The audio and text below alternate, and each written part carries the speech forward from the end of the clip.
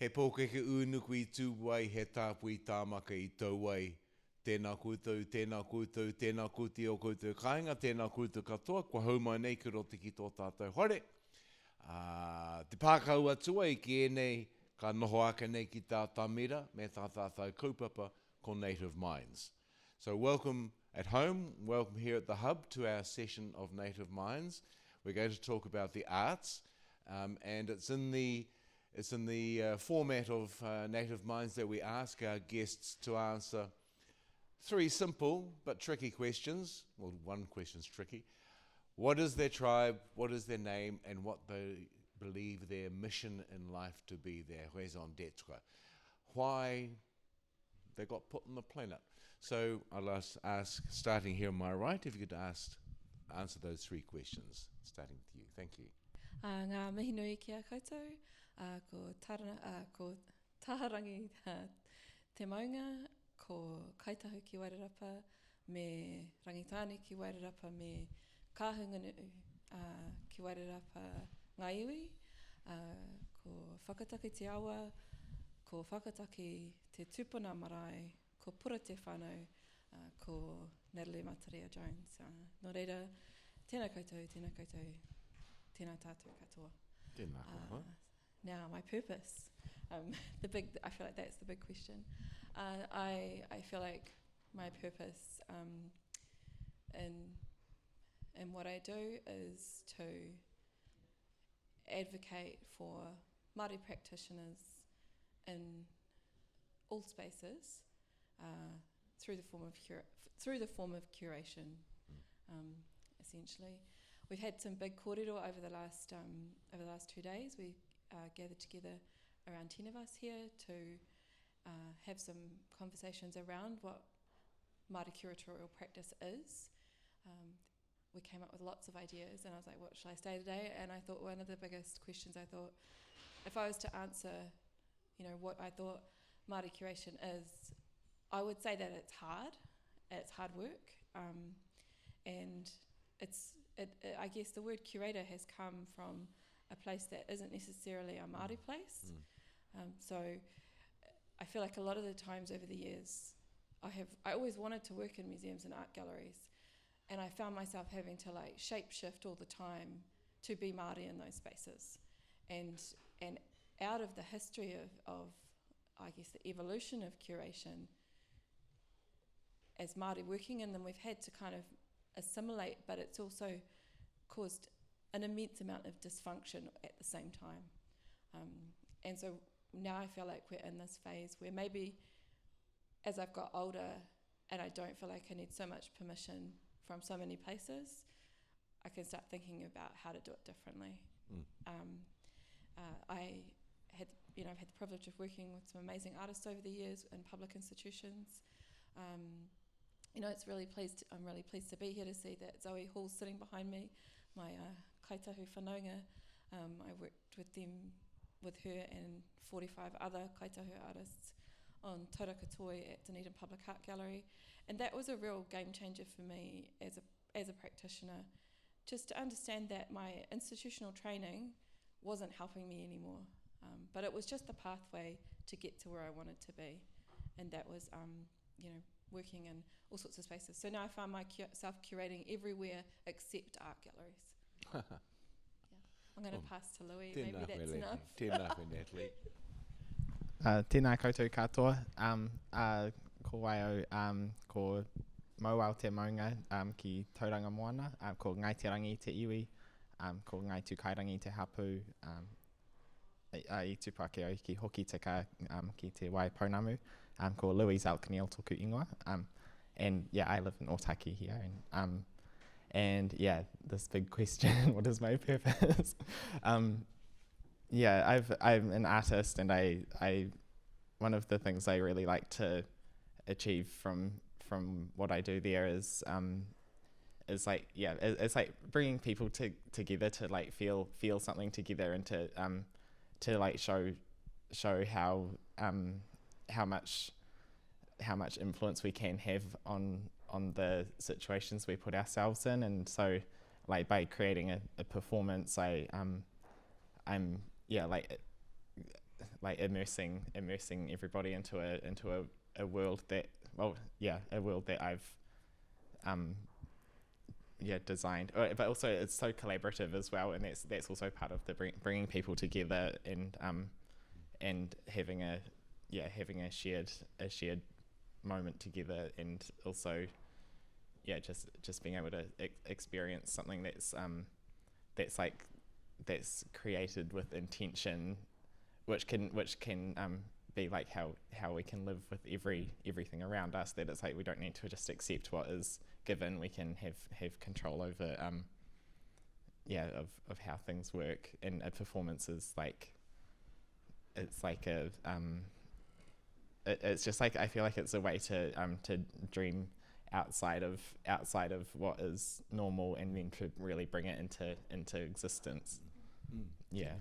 Kia ora. Kia ora. Kia ora. Ko Hikirangi te maunga, ko Waiaputi awa, ko Tiatanga Matariki whareponga, ahau, no Ngāti Horowai ki Te Horo. Ahau, ko Melanie Tangaere Baldwin, ahau.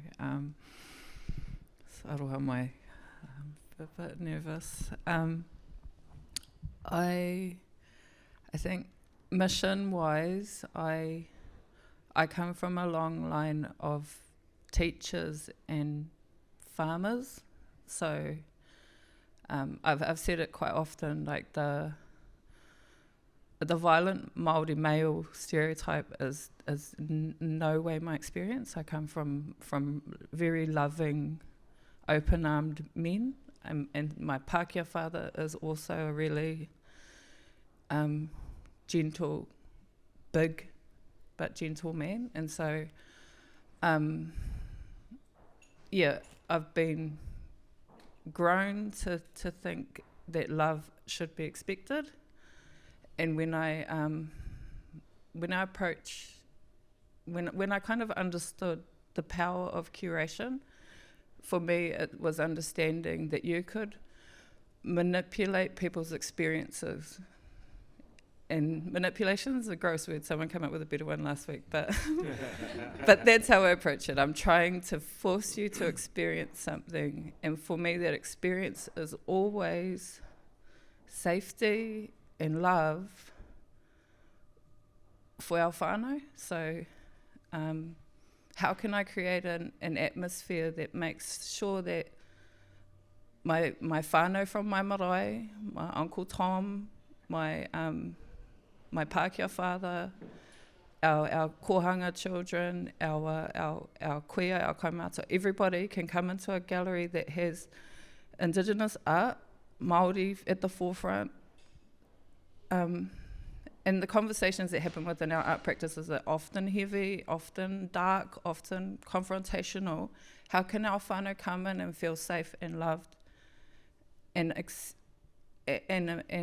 though it was made for them? So that's my purpose, is to build a bridge between our community and our fine arts practices, to continue our whakapapa of manaakitanga through creative practice,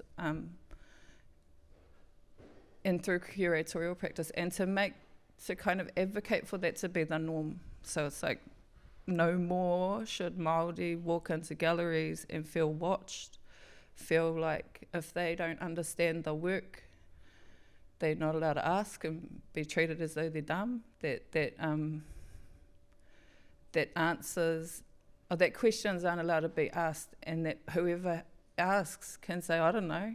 Like that everything becomes more normal, and that there's no elitism. Like I'm really anti-hierarchical structures in any form, because I think, our people, as Gary was saying, he grew up in a different world to the world that my children are growing up in, and both of those worlds are tino Māori. Like there was a gap, and we're the gap, our generation and my parents' generation, but there's this real wealth of Māori from on either side.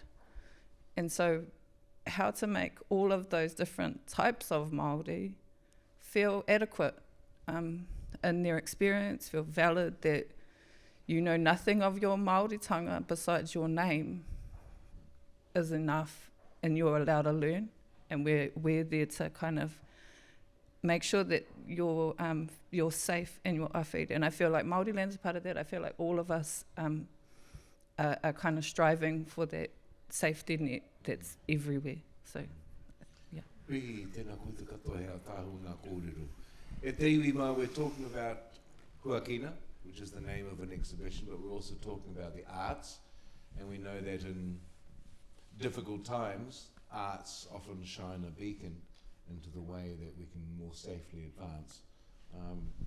But it's also a time, Matariki, when we can start reconsidering the way we live our lives. And the word toi is one word for art, but it also refers to the very best, the summit of something.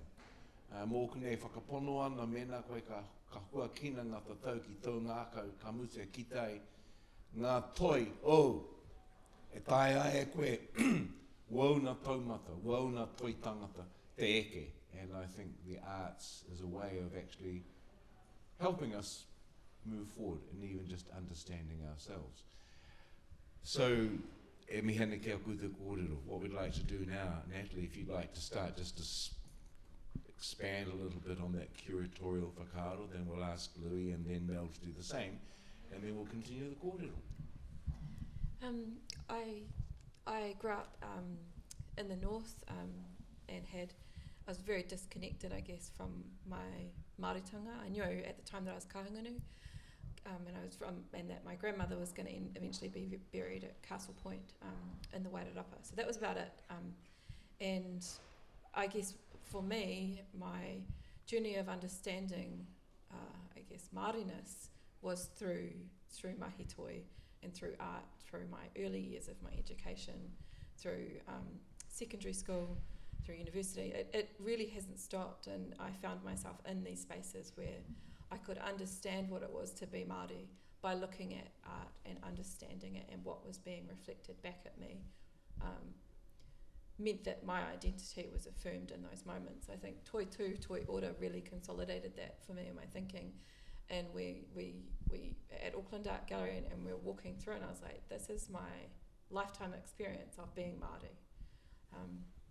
And so that was, that for me, that's how important and how powerful the making of contemporary Māori art, or even taonga, can be in terms of well-being and in terms of uplifting and providing access, if you may not have access to, if you didn't grow up on the marae, or it can help you kind of find that pathway back and feel more secure in your own identity.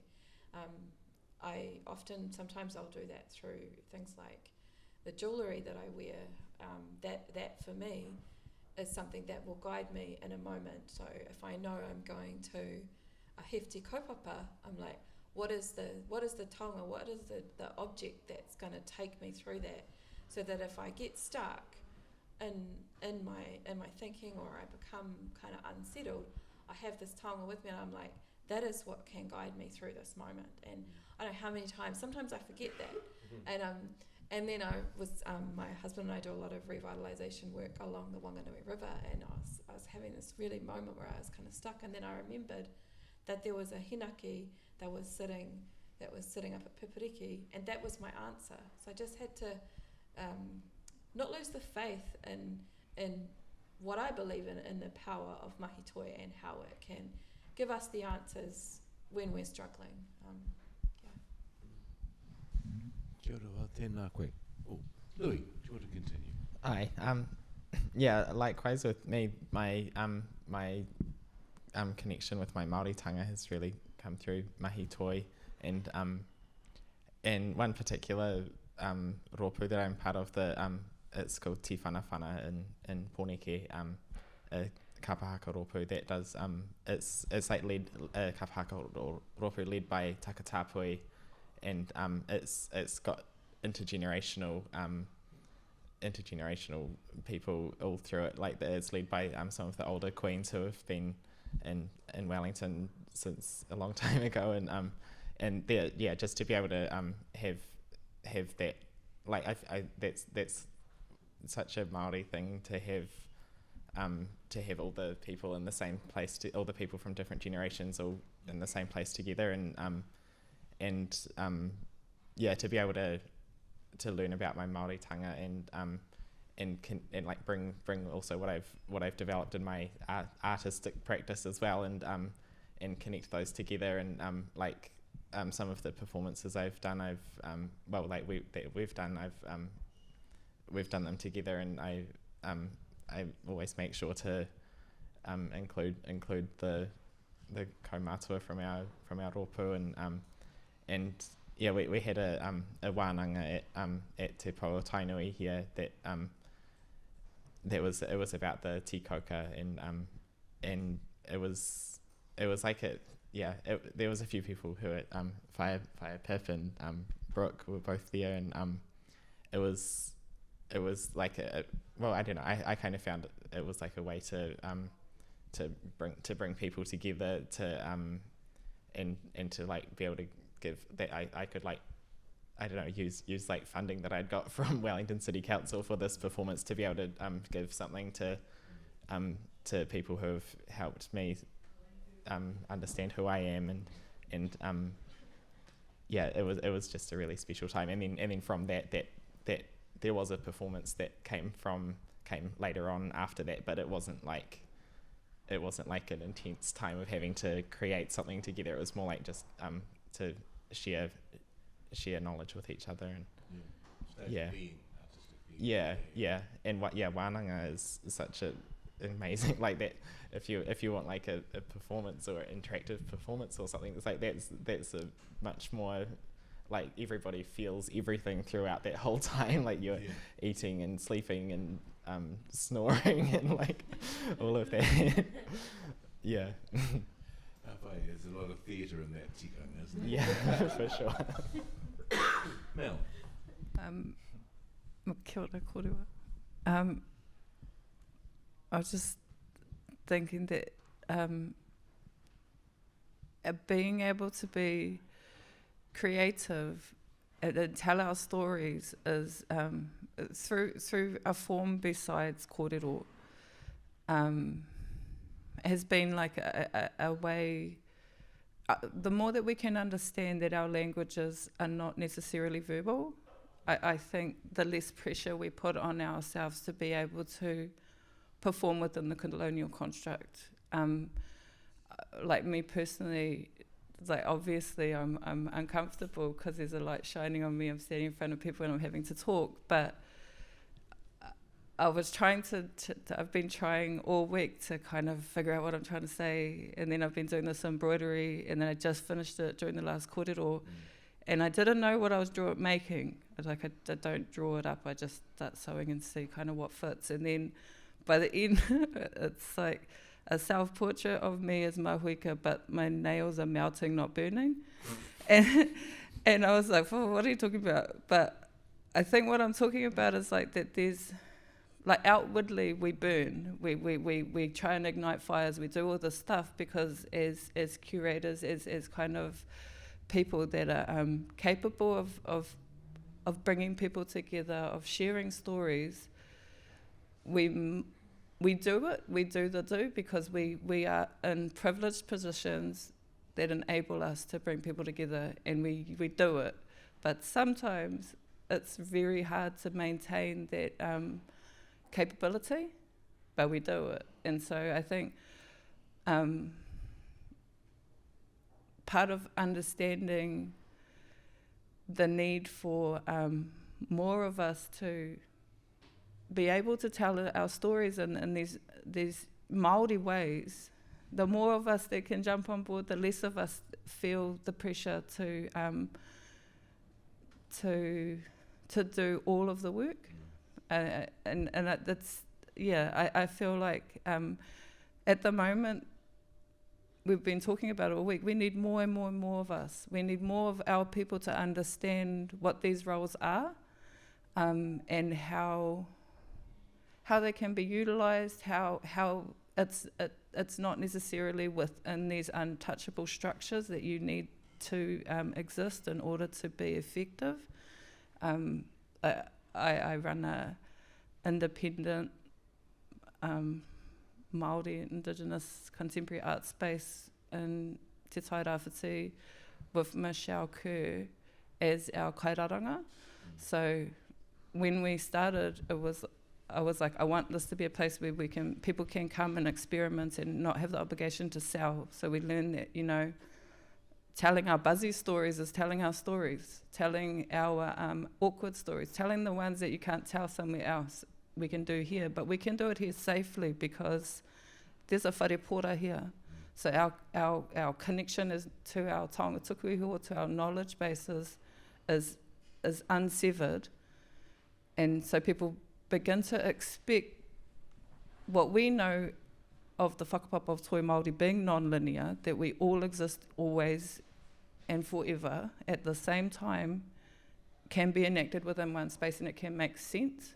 And so it's, I'm rambling off now, but it's kind of how we can make more people understand that you could just do it the way you do it, and it will work for our people, because our people know us and recognise us, and they'd be like, you've always been that one that does those things, and we accept that of you. So yeah. Do you think the art has kind of become so maybe elevated in society to a degree that you talked earlier about normalcy, and I guess making art a normal part of anyone's life, because everyone's got a talent and ability? Well, I think for Māori, especially if you've grown up within a marae context, art is a normal part of our life. It's everywhere. It's waiata tautoko. Everybody learns that from a very young age. It's called whaiwhai. It's everything, and we have grown up with it as being an invisible nearly part of our lives because it's so inherent. And then at some point that gets taken away. It's like, oh no, this is for masters. This is for people who can make money off it. Or all of these levels of success start coming involved.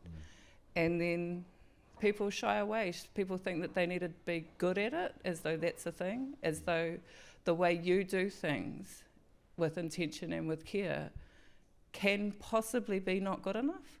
And I think that that's what holds a lot of our people back, is that there's some invisible standard that says that your way of doing things is not the right way. And it's homogenized us to some extent, that we are striving for a similar goal, where it's like everyone in this room right now is seeing a completely different thing. That's why oral histories are so important, because everyone's telling a different story, and it's all true. And yeah, so it's like hierarchies have broken our confidence, and so that's what I mean by normalisation. It's just like, you are you. Yes. Tērā te tehi whakatau kia mea na, he taonga e hokoina ne he mātou ranga ka ngaro, which kind of says that if something is sold, is something precious which has been lost. Is it simply a matter of money that this kind of hierarchy is crept in, or the belief that your work isn't good enough because you can't earn from it?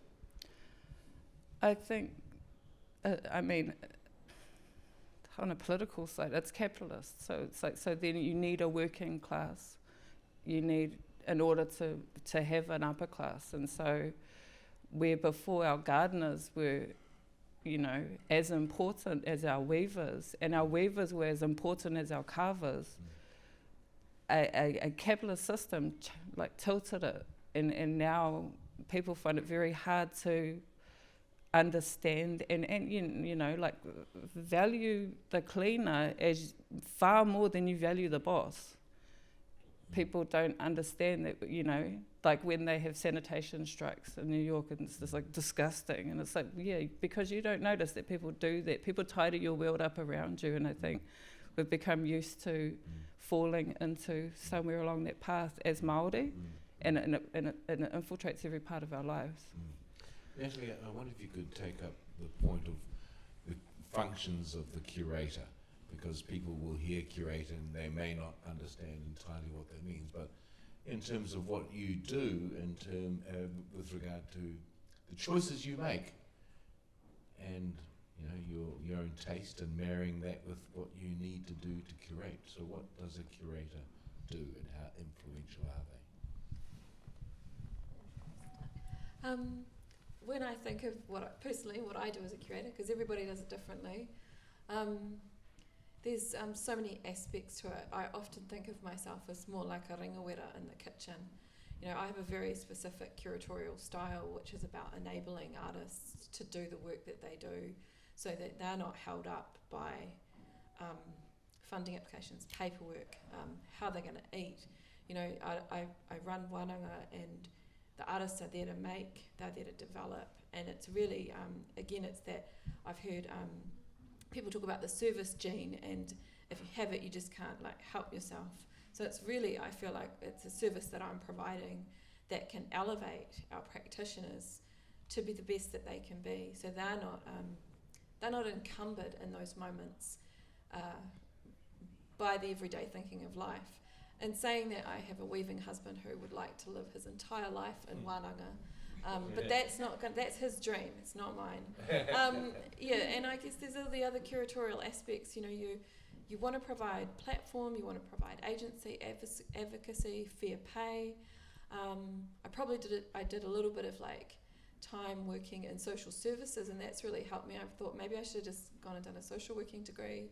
And I've had other, you know, amazing curators that have worked with my husband, who our car broke down, and she went and helped us get the lunch for our children, because whatever it was to keep the show running, to keep the artists running in a way that they can have that time and space to create in a way.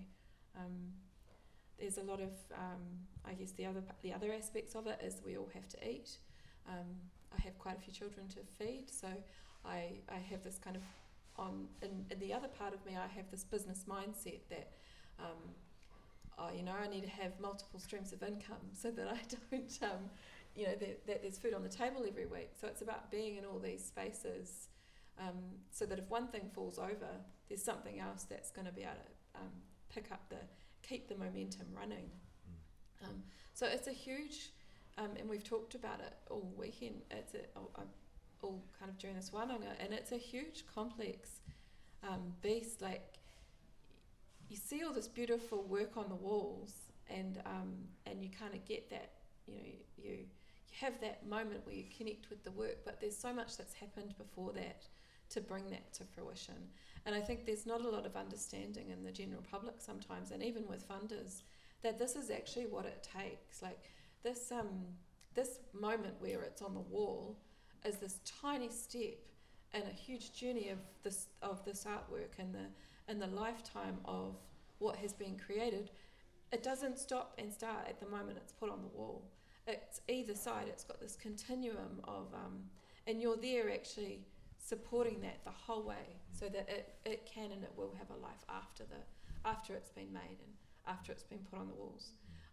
I don't want to be too mean about art galleries, but you know, they serve a purpose in those moments. But I think we need to start viewing them as a space in the line of many, many other activities. And then maybe within Māori arts practice, we can start, I guess I'd like to see like more people gain a bigger understanding of that, so therefore we can quantify what the real value of this work is. Because I think that's a real struggle. You know, we're in spaces and there's budgets that are getting tighter, and we're like, oh, we'll just nibble off the edges of the art and it'll be fine. But what we did learn in COVID is that everyone needed it to feel okay, and it becomes about wellness, and you know, maybe that's easier to quantify than art. Like, I don't know. Yeah. Do you think New Zealand, I mean, we're a very sports-centric society, do you think we're becoming more arts aware? I'd hope so. I don't know. I grew up in a rugby family. I was like the black sheep I was the art kid that spent every weekend on the rugby field. So I have this, I don't even want to look at rugby, you know. It's like taking money away from me, but I know that it's important. But I do feel like maybe there's things we can learn from rugby. You know, they've professionalised themselves. They've mobilised themselves internationally with resourcing. And maybe if art could be, like, if we could have all those platforms and that support and that infrastructure to be at the level of rugby, how awesome would that be? Louie, just you were talking before about the value of collective effort. And I know that one of your kaupapa is the LGBTQ voice. What challenges do you have in this world now, bringing that voice into collective awareness? In the past I've kind of been involved with groups when I was living in Porneke that are like advocating for people from the LGBTQ plus community, and there's a lot of I'm just thinking. I also last year went up to Hui Takatapui, which is like they have it every 2 years as a it's been going since like it got set up during the AIDS crisis, I think in the 80s, and it was just to have like some sort of collective effort for in response to how Māori can deal with HIV and AIDS, just some of the kōrero that came from the hui. There were a lot of the issues that are still really important now is whānau acceptance is like a really key thing to well-being, and people who aren't accepted by their whānau, hopefully they do find community, their own like chosen whānau that's like a way to find that sort of community around you. But there's been research. There's counting ourselves as as like a one for it's specifically about is it? No, I'm thinking if it's about I think it's the whole queer community, and just like youth suicide and these sort of issues are still so prominent in the community, and mental health and like protection for sex workers and all of that sort of thing is still really important. And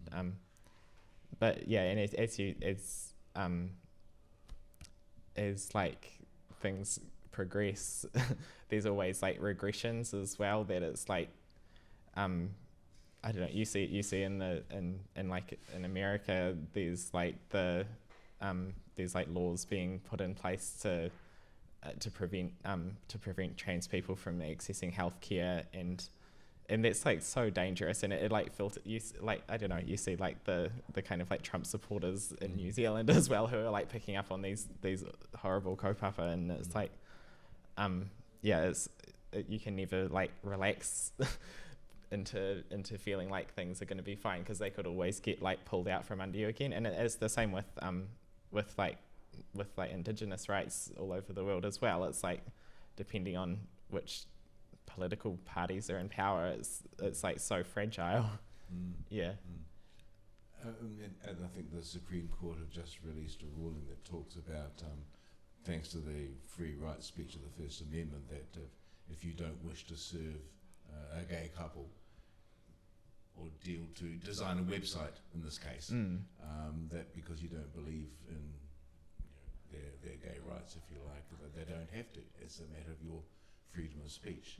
So, I mean, as much as we like to think we're making progress in some areas, you're still getting pushback. Yeah, and like things are definitely, there has been a lot of progress as well. Like it's much easier for me to live how I do now than it was like 30 years ago, even 10 years ago. And I think just bringing it back to like art as well, it's like such an important way for people to connect on, and to like really feel the connections that are like spoken about, and to just anything as well, like any sort of like music and like I don't know, like queer nightlife is a really important way for people to connect as well. And yeah. I experienced a wonderful moment of connection recently at the Kiamo Festival when we went to see the Hakapāti Incident play. It was a terrific play, but what impressed me hugely at the end, as soon as the play finished, the whole opera house couldn't wait to get to its feet, yelling, shouting, acclaim, and what impressed me so much, I felt as if the tide had turned. It wasn't an easy play because it's not an easy subject. However, it seemed to me that audience and maybe our society is at this point where we're starting to accept our stories, the dark and the light of it all, but most of all just to celebrate that they're ours. That was the kind of feeling I got. Is this something that you're finding in the arts world? I think so. I think there's the mean and cruel and ugly voice that's loud. Like, those people are dicks. They're loud because that's their type of person. Whereas the manaaki voice, the loving person, generally is out the back. They're waiting with their arms. And I've been, there's a lot of rage within our community, but often there are more allies than there are mean-spirited, cruel people, and the more that we kind of acknowledge that, we live in a better place. If we're like, I mean, you can and manaakitanga is a Māori construct that covers those bases. It's like, come in, sit down, have a kai. Do you still feel comfortable being mean to me? We've got a real solid system to kind of declare your standing. Let's have argument about it, and now let's have a feed. And I think it's just remembering that you can always approach your enemy with love. Maybe they won't come into it, but maybe they will. And more often, it's much harder to get out of someone's hug than it is to give back a punch. Yeah. True. Are there any questions from people that they'd like to ask? Well, you think, yes. What advice Plant. would you give to someone starting or thinking about going into a curatorial practice? What would those kind of first steps look like? Just for the listeners at home, the question was asked, what kind of advice could you offer for those who want to set up their own curatorial practice? I feel like I've been in it for 15 years, and I've kind of watched. I've been in it for, in lots of different ways. I've observed, I've been in institutions, I've been very active at some points, and then not so active, and then I've found myself in marae-based practice. So it's so diverse. Like, when I started out, I was like, I want to work at art galleries. That's what I want to do, and I'm gonna follow this traditional pathway of having an undergrad arts degree. I'm going to go and do museum studies, and then I'm going to be the best museum professional I can possibly be everywhere I can possibly be. And then I got there and I was like, oh, this isn't even made for me. I didn't even understand that this system wasn't made for my own aspirations. So in terms of starting out, I really feel like you have to keep the faith in it if it's something you're truly passionate about. And also find the things that make you feel good when you're doing it. Like, find the artists that you want to work with, the projects that you want to do, to figure out your why you want to keep doing it. Early on, when I was curating out in Upper Hutt at Expressions, which is now Whiranaki, I had to make 16 shows a year. So I remember sharpening my tool. It's at pace. Luckily, I was 20 something, so I could do that. But so there's all sorts of ways that you can do it. Another thing I did was I made sure I had all these skills, so I was indisposable. I could try to do everything, and thanks to ChatGPT, my writing's getting heaps better, because that was one of my weaknesses. So I had skills I could photograph. I'd been through commercial photography, I could design, I'd been through object handling. So I was just, I was obsessed with being that person. And I try not to fall back into that place and be more relaxed about it. But I think it's just innate in who I am, and I just kind of find other ways to do it. Louie, Mel, any suggestions for setting up your own curatorial work? I feel like I'm more at the beginning of of this sort of pathway myself, and like my sense of curation is it's not always bringing art exhibitions together. It's more like being able to connect people in different ways, and I think that's like a legit sort of definition of what curation can be as well. Like it doesn't need to be just focused on the outcomes, but I think these two have a lot more rather than curating the work, you're wrangling the people. Well, but it could be a lot of things. But I think you've got more to say. Good advice.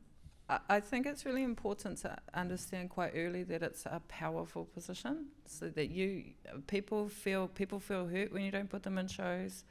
People feel empowered when you do. You're getting to pick and choose, and so understand that responsibility and make sure that the people that you work with understand how much that you understand your responsibility. Like that's the weight of curatorship, I think, is that you're the one putting the messages across.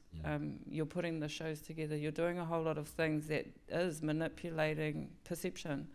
And so it's really taking that seriously is something that I would kind of give as advice. But also what we've been doing, this wānanga that we've been having, it's like hopefully a support network of Māori curators is being developed, so that once that does exist, it's like to encourage Māori who are getting into it to get in touch with other curators and to really understand as much as they can of what it takes.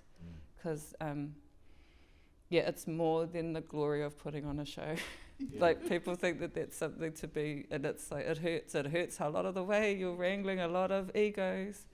The opening night can that might make it all feel worth it, but you still got to continue. Humans are, you absorb whatever they're going through as the curator, and so there's a lot wairoa-wise you've got to be careful of. You make sure that you keep yourself strong enough to do the do, because you are your kaitiaki of this mahi and of these people, and it can get too much, and that's why we need these kind of supportive Māori style supportive networks and wānanga to kind of be like, we're part of a wider whānau. One question that interests me about curation, I mean, it's not just curation with regard to art, it's films, there's any number of areas where people curate. And that is how you keep your taste up to date, or what awareness you have of your own taste and how you balance that with other needs.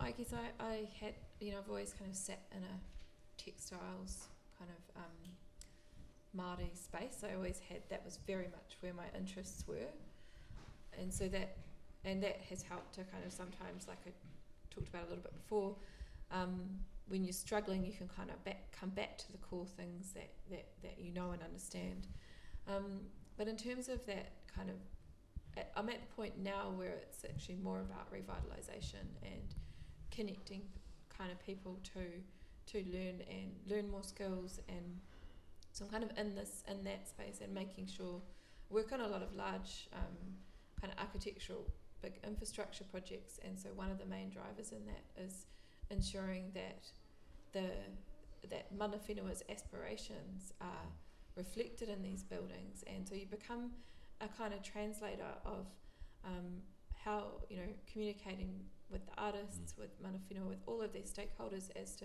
what it is that you want to, what it is that they want to see. So there's a lot of times where I don't feel like my own personal taste has much to do with it. I'm kind of driven by this bigger kaupapa. I have I do these kind of other projects to keep me sane. They're kind of, I guess they're like my relief and the bigger things, which are really about that bringing artists together. We've had a couple of shows at Fortuna Chapel where artists are in wānanga and they present in that small space, and it's on for 3 days, and it's just how I want to do it, to keep the work fresh, to keep my mind remembering that there's big stuff and then there's little stuff, and it all talks to each other, and it's all part of a curatorial practice. I stalk a lot of stuff. I feel like I'm a really good stalker. I spend heaps of time stalking things. It's like a hobby. But that's just to kind of have an awareness that, you know, for me, I don't want to like make heaps of work for other people by kind of trying to recreate something that's already been done. I want to build on what already exists, and so that kind of keeps me in check. That I'm continually trying to further the kaupapa, not kind of like hold it back Where do you go? How do you keep fresh in terms of taste? How do you keep up to date? I think coming through, I did fine arts at Massey University, and I think there's being trained as an artist. There's like a lot of pressure to come up with original ideas all the time, and but I feel like that's kind of made. I've just kind of became aware of it recently that it makes me not want to acknowledge what my influences are, because then it's like, oh, it's not actually my idea, I've been inspired by something else. But that's so important to to know what the whakapapa of your ideas are, even if they feel like they've just come to you. It's like all of your experiences are like leading to whatever ideas come into your mind. And but I don't know, I'm on Instagram a lot, scrolling through things there, which I don't know. I feel like that's not the best way to be learning about things. But it's so accessible, and people are constantly sharing on there, and it's a way to know what's happening. But if that's as far as it goes, then I think that's not enough. Yeah. I think it's certainly a valid way to know part of the picture. What about you, Mel? I think I separate my personal practice and my gallery curatorial practice. So I have, I'm myself and at one place, and I'm representative of Hoya. And for me, when I'm looking at people's artwork, it's not about my taste. For me, what I value heaps is people's work. How much work have you put into this that you are now willing to share it? And have you completed that work? So that's kind of how I judge the people's, are you ready to show? Have you done all the necessary things to get it to a space that will contribute to this kōrero? Because it's generally about a kaupapa, and it's different perspectives of kaupapa is kind of a driving force for me, and that can't be based on my personal, whether I want to have all of these artworks. And then in our space, because I can control the gallery, it looks like the house I wish I had. So the lights, everything, that's where my kind of creative input is like I get to change my whole house every 10 weeks to be a different loving, beautiful space, and within it there's all these different works. And so it's not about, for me, being current, but it is understanding what the most important kind of current kaupapa are, and how people respond to that. And so it's not necessarily trying to be like the coolest and winning on that kaupapa, but it's just being like, do we understand where we're at? Are we aware of where our nannies are at the same time? Are we aware of our children? And kind of being on top of that, so that we remain relevant, and we don't gatekeep, and we don't feel competitive, because it's not about competition, it's about how much effort each person is putting into relating to the kaupapa. Because that's where the danger comes. Competition starts kind of festering if you're worried about your own personal taste or how your work, whether it's winning or not. Yes. So how do you assess, in your case, if you like, good curation? When do you know curation has worked? I think when I can, it's like reading a book for me. It's like whether I want to put it down or not. When I'm walking through a space where I'm just, where I feel like I've been considered, or I feel like I'm the main character, I think that's good curation for me, is if I'm taken to another world and it's all about me and my experience of this space. Like, then it worked. The same with movies. Like, that's how I love a movie. That made me feel like when I walk out of it, I'm still there, and it was all about me. How do you fortify yourself personally when you're aware of that influence, you're aware of that impact, and your role? So how do you prepare yourself for that manifestation of ego, if you like? I'm a mum of 2 kids and always tired. Like, I don't think there's much room for ego. Like, because tomorrow, see a photo of myself when it felt good and be like, oh yuck. Like, you're on a constant cycle of reality. I think when you have whānau to go back to, it's not really capable of me walking around with gold shoes on, because someone's going to make them dirty. Like, I think, and being really close within my rohe. So it's like, I'm accountable to my whānau, to my mum, to my aunties and uncles, and if I was ever at a point where they wouldn't come anymore, then I would feel like I have failed. Sure. Yeah. Sure. And what about you, for you, Natalie? When do you know curation has worked and worked well? I think when you still want to work together afterwards, you still want to be friends, like, you still want to see each other, maybe not immediately, but like the week later. So, and that for me, that would mean that I've done my job, because I've taken everyone through the process in a way that they can feel good. And I don't know, that hasn't always happened. I've had moments where people have yelled at me or wrote letters to the editor. I was like, okay, well, that wasn't a good one. So I guess, and kind of touching a bit on what Mel said, one of my main drivers is my children, that they will grow up having a different experience than I did of being Māori. That all these places and spaces are wide open for them, and they're their spaces. So that drives a lot of what I do. I also have accountability in my business partnership with my husband. He's pretty staunch on how we do stuff. So it is very much like there's 8 of us in that conversation of how things are done. So it is that really like taking everyone along with you, but taking them in a way that everybody feels supported. And sometimes that can be the really tiring bit. And so it's also, I guess. So that would be the most successful version. What about you, Louie? What makes good curation for you? When do you know it's worked? Well, like I feel like my perspective of curation is more like being the artist who's working with a curator. And there is, I feel like, manaakitanga is such an important thing in any situation, just to make sure everyone's feeling comfortable, and that and that, like, particularly in performance when you have to deliver of your best. And well, like what Natalie was saying about it being like a service, like being a curator is like a service to make sure the artists have what they need to be able to do their mahi, and I think when it feels like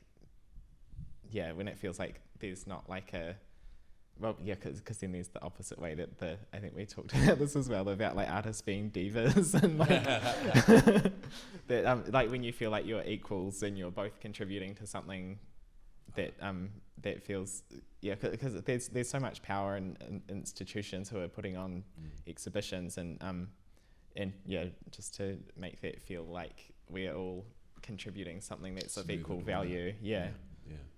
Pātahi questions? Yes.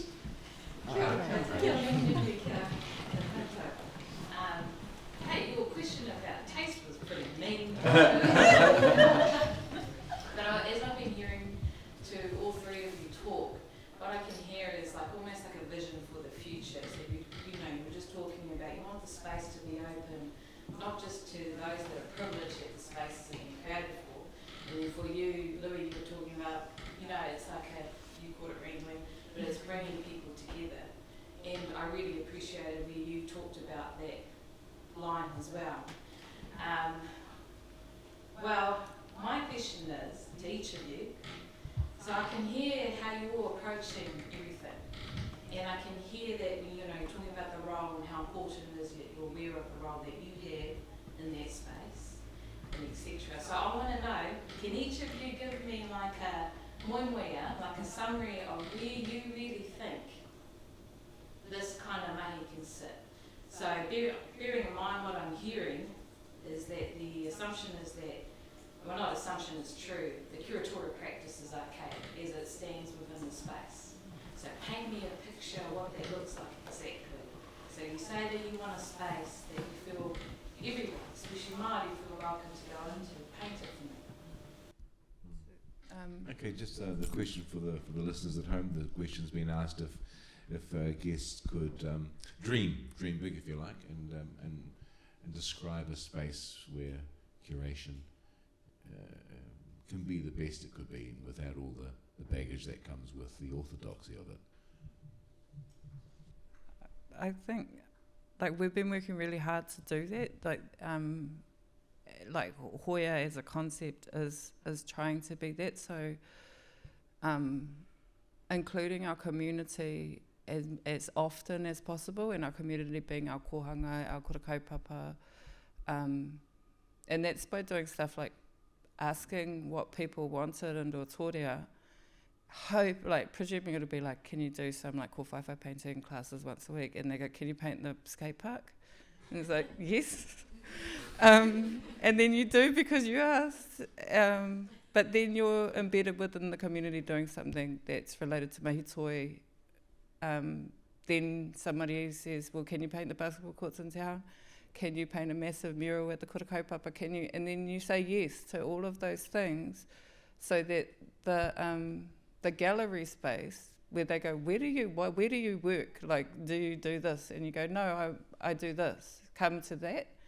And it's by now my job to make you feel comfortable within this space by doing exactly the same thing. So it's like we've been really learning how much authentic connection to our community. So like this weekend at Hoya, my marae are learning kono, how to make kono with Michelle as a part of a marae kaupapa, but within an exhibition that's happening there of a group of Samoan artists.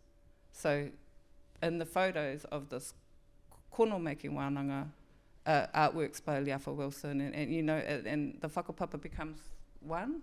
I think that's how we're trying to, that's part of our aspiration, is that we could just make that the way things are done. Yeah. Good about Louie. Tēnā koe kararaina. Yeah, it's I think Māori land is an awesome example of what places can do to make sure that that things are not like pushed off into like separate spaces, that there's like there's lots of things happening together and they overlap, and the community is part of that in lots of different ways, and like even like the Matariki outside is so connected to every other part of the place here, and I don't know, I'll keep thinking, but I'll pass on to Natalie. Dream big, Mel. Natalie. Yeah, don't you worry, I will. Kia ora kararaina, and thank you for asking that question. So I have some big dreams, always. And, I think of Ngā Puna Waihanga, and I think of people like Maina Mackenzie and Jonathan Mane Fioke, and we, for a long time, we keep trying to make the art gallery the marae. And we have a little bit of it. It's like, here's that bit in the schedule where the art gallery could be the marae. But when we leave, it doesn't stay. Like, there's very few remnants of, so we're like visitors. This Māori visitor has come, and we've been Māori for 6 weeks, and that'll keep us getting some money. That's great. But I visit a lot of marae, upriver, working in those marae, and I think all of that money and resourcing that sits in these organisations that want us to come visit sometimes, if we could have our own mahi toi whare, you know, connected to marae there, that is the place where, imagine if all that resourcing that was in those public institutions was put there. That is centres for excellence right then and there.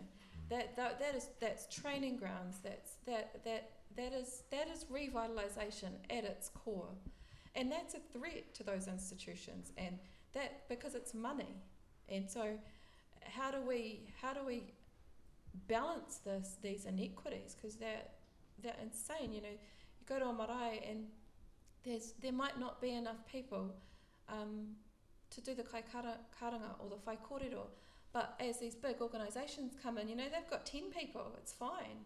How are you going to put some of that money back there so that that development can happen in the place that it needs to? Because it used to.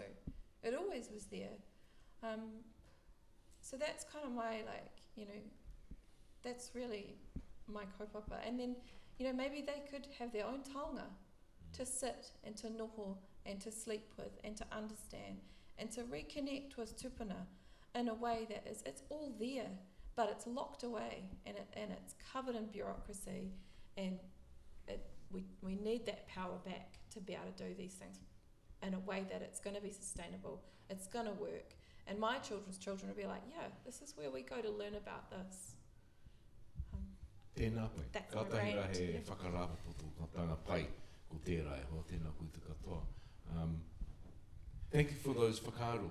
And as we talk, it seems to me that as you try and carve out a new way of approaching this mahi, that you're less curators than kaitiaki, clearly, because you know what you work with and the world you work with are much wider than perhaps the normal role of the curator has been today. And that's no surprise, given our world is changing as it is.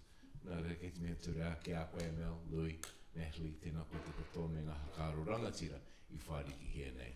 E te iwi mā, tēnā koe te hakarongo mai nei. Thank you so much for coming to join us at Native Minds. A little later this afternoon, we'll be speaking with Ngā Pere Riley, talking about data sovereignty, and next week, Rangi Mātamua will be visiting Otaki to talk about Matariki on the day that we have our street party. Nā reira rā koutou kei te kāinga, koutou rā kua haumai ki konei, tēnā koutou, kei ngā manuhiri, kia ora mai tātou katoa.